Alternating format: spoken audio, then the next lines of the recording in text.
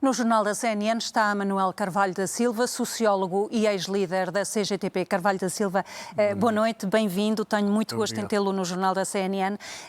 E esta noite para falarmos da mudança do trabalho e da forma como o trabalho está a ser visto. Registou-se como no fim da pandemia tinha havido uma mudança da relação das pessoas com o trabalho, mas sobretudo com o tempo. Pergunto-lhe o que é que ficou efetivamente depois dessa alteração? Normalizou-se ou há efetivamente mudanças que vieram para ficar, na sua opinião? Boa noite, muito obrigado pelo convite.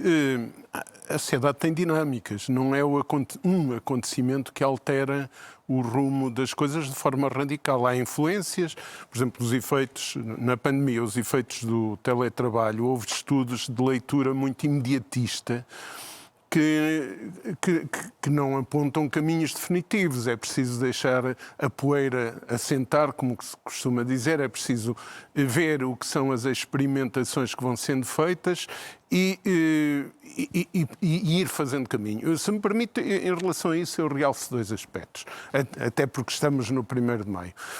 Primeiro, é sempre necessário termos consciência de que os direitos de trabalho são direitos humanos. Muitas vezes há uma abordagem que secundariza os direitos do trabalho como direitos. Quando houver dinheiro, trata-se disso. Não, se formos ver, entre o artigo 22 e o artigo 25 da Declaração Universal dos Direitos Humanos, todos os grandes direitos do trabalho e da proteção social estão aí inscritos. Isso tem uma história muito concreta. E tem uma grande luta. Sim, ainda esta manhã... Um grande envolvimento de luta para conseguir estas conquistas. Sim, ainda esta cruciais manhã... que parecem adquiridas, mas que foram resultado de muita luta. Ainda esta manhã, o José Pacheco Pereira, na inauguração de uma exposição no Beato e na presença do Presidente da República, é uma exposição que situa o que foi a influência do mundo do trabalho entre 1968 e 1974 e a influência que eu pessoalmente relevo muito entre o 25 de Abril e o 1º de Maio. O golpe militar progressista do 25 de Abril de 74 só se transformou numa revolução pela conjugação de um conjunto de fatores e também por uma coincidência virtuosa, que foi a proximidade do 1º de Maio. E naqueles 6 dias, entre o 25 de Abril e o 1º de Maio, o facto de haver um programa do movimento das Forças Armadas que era uma proposta política fundamentada, onde o desenvolvimento, a democratização da sociedade e a descolonização estavam presentes.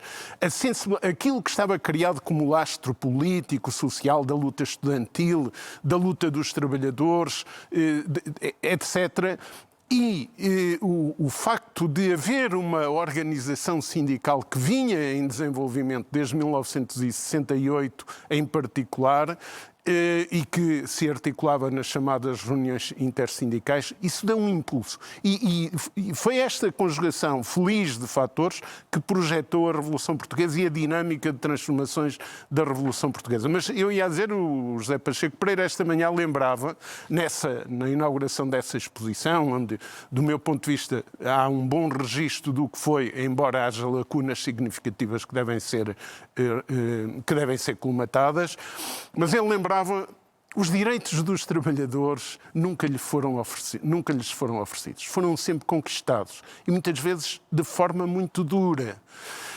Este é o primeiro aspecto que queria relevar.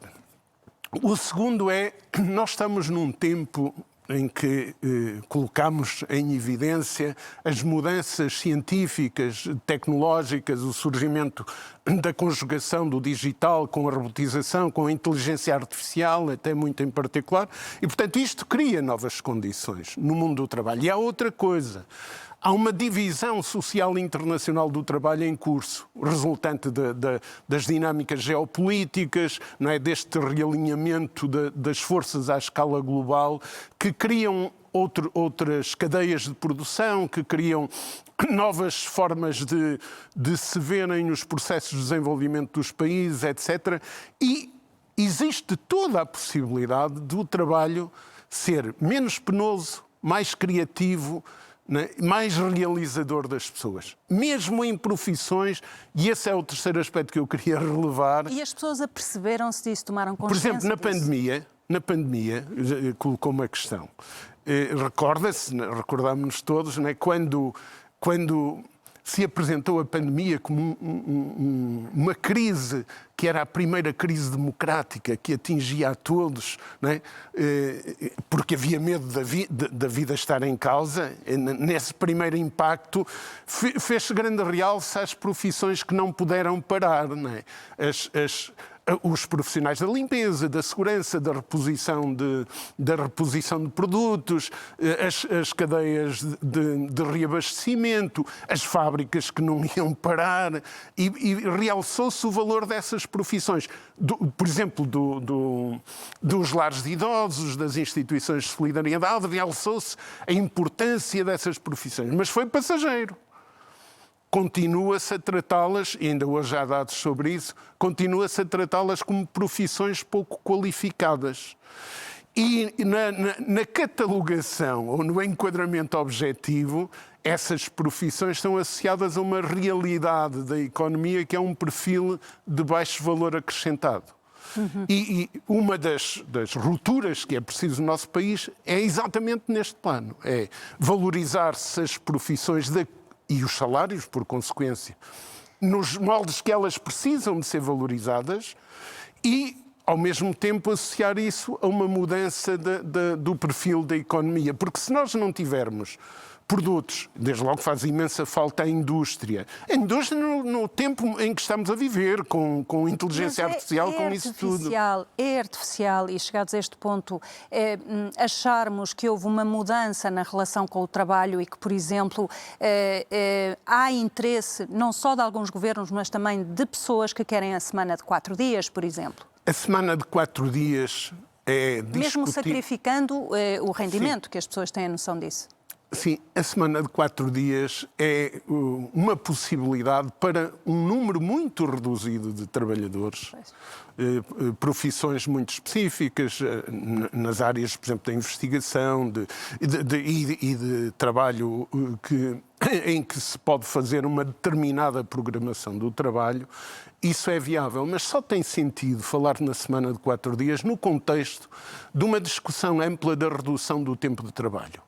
Não se justifica que se trabalhe tantas horas e não se justifica que se paguem salários tão baixos. E sobre isto, eu volto à observação que fiz sobre as profissões que temos. É um crime, 2 crimes que se cometem, eu uso a palavra propositadamente. Um deles é que vimos há muito tempo com a desvalorização das profissões e a desvalorização salarial como variável de ajustamento da economia. Isto é um erro crasso. O segundo é a ilusão de que o trabalho não tem...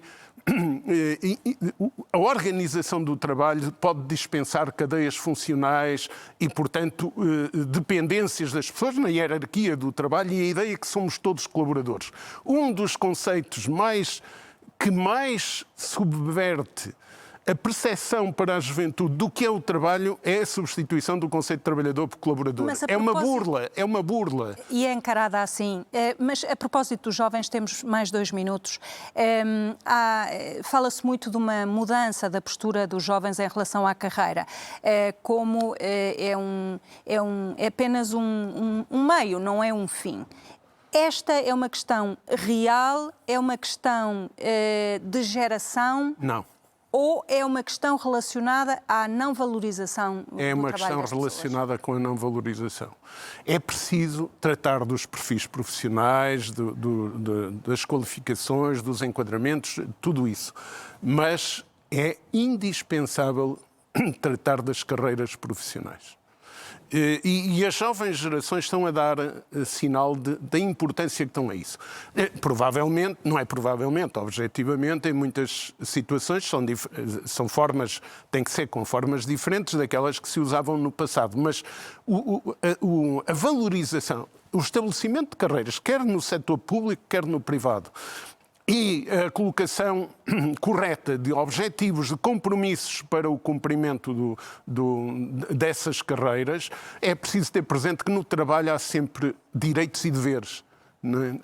Os direitos dos trabalhadores implicam a existência de deveres e, portanto, plasmar corretamente nos compromissos os direitos e os deveres das pessoas e introduzir-lhes mecanismos de valorização do seu trabalho, de acompanhamento do seu trabalho, que lhes permita progredir. Há ensinamentos para o trabalho que necessariamente são feitos na escola e devem ser feitos o mais possível na escola. Mas grande parte dos ensinamentos do trabalho são feitos em contexto de trabalho. E de que maneira? E com a tendência até para, no futuro, além de a aprendizagem fazendo, essa aprendizagem motivar novas idas a formações, novas idas à escola, etc. É neste tempo que nós estamos a entrar. E em Portugal, repito, há profissões muito pouco valorizadas e que choca mesmo. É de facto, eu percebo o que está a dizer, é importante chamar a atenção para isso, embora também seja chocante como há estudantes formados com mestrado que vão para o mercado trabalhar com as condições em que trabalham. Carvalho da Silva, muito obrigada. É o problema da precariedade e outro. É de facto. Quando nós temos que terminar. O limiar da pobreza em Portugal são 551 euros por pessoa. E nós temos 10,3% do total dos trabalhadores que trabalham em Portugal que, trabalhando, estão abaixo do limiar da pobreza. Nós não podemos ser condescendentes com a pobreza como temos sido. Não queremos uma sociedade de esmolas, queremos uma sociedade de direitos universais com os direitos e os deveres devidamente identificados. É fundamental. Carvalho da Silva, muito obrigada pelos seus alertas e o seu enquadramento de como o trabalho mudou ou não em Portugal. Muito obrigada e boa noite. Foi um prazer.